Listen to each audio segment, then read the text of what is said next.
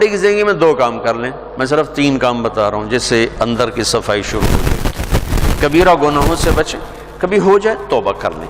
گناہ ہو جانا کوئی پریشانی کی بات نہیں، سنو، گناہ ہو جانا کوئی پریشانی کی بات نہیں، توبہ کرو گے سب معاف ہو جائے گا۔ گناہ پہ ڈٹ جانا، کی ہو گیا کر لیا تو کی ہو گیا، یہ خطرناک کیس ہے، یہ خطرناک کیس ہے۔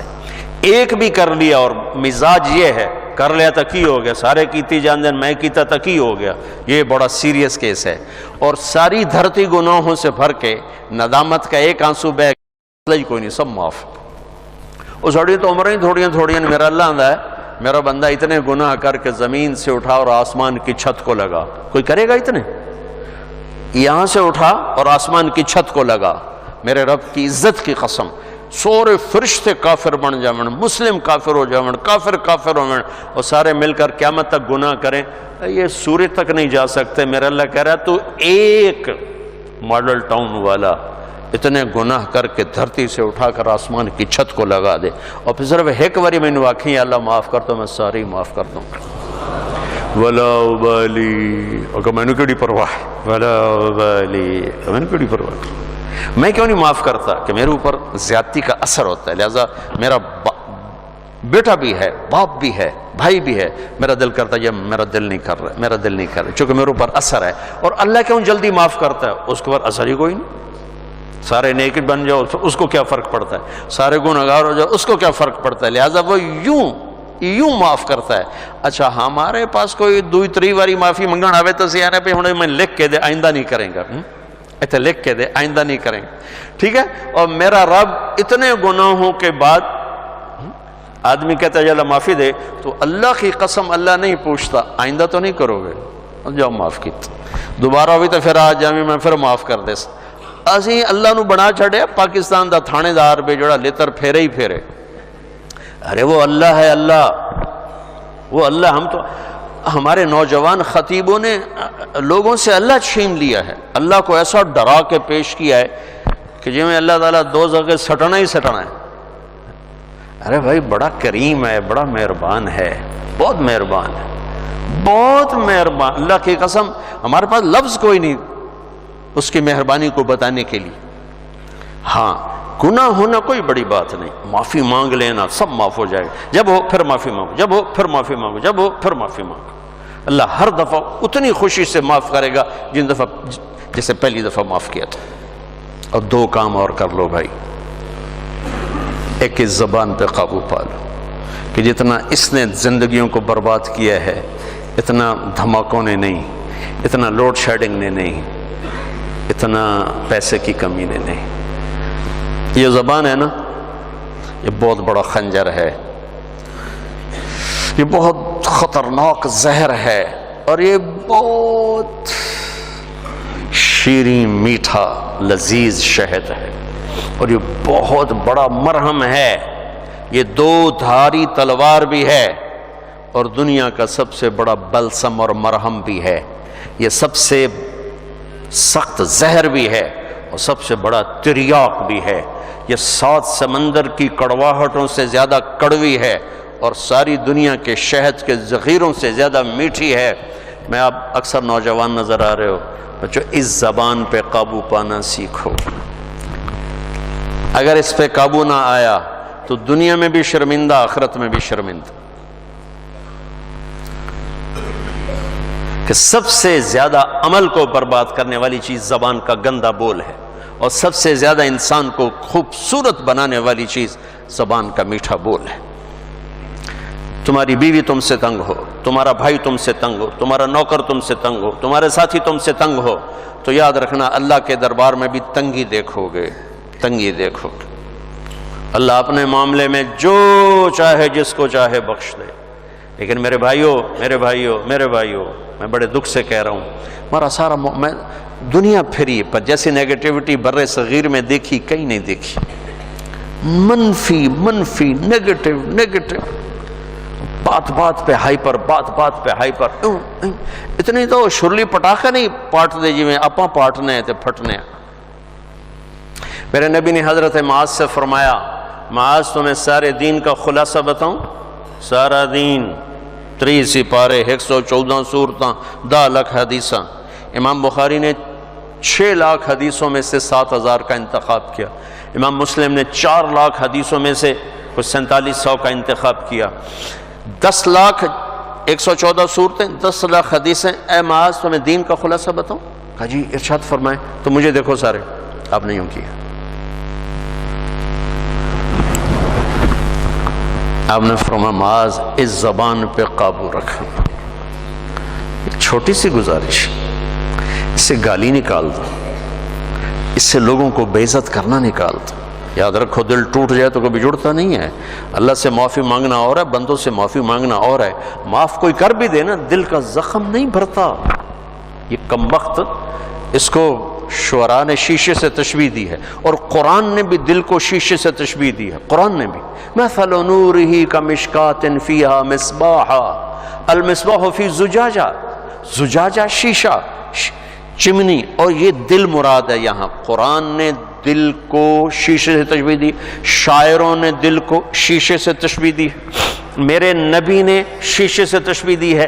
میرے بھائیو یہ کیا ہے؟ پتہ نہیں کیا ہے، اللہ ہی بہتر جانتا ہے. لیکن ایک چیز جو میں اس سے جو میرے جی میں آتی ہے کہ شیشے میں ایک عیب ہے جو کسی دھات میں نہیں. یہ ٹوٹ جائے تو جڑتا نہیں. یہ ٹوٹ جائے جڑتا نہیں. چپ ہو جاوے گا، جڑے گا نہیں.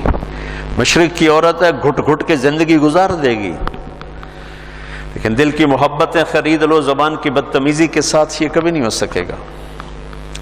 تو دل کا بھی یہی مسئلہ ہے. یہ کم وقت ٹوٹ جائے تو جڑتا نہیں، اور اس کو توڑنے والی چیز یہ زبان ہے، اور اسے جوڑنے والی چیز بھی زبان ہے. تو ایک آپ سے کہتا ہوں، گالیاں دینا، بے عزت کرنا، ذلیل کرنا، تانے دینا، ٹونٹنگ کرنا، طنز کرنا، غیبت کرنا، برائیاں کرنا، یہ اپنی زندگی سے نکالو گے تو آپ کو اپنے عیب نظر آنے شروع ہو جائیں گے.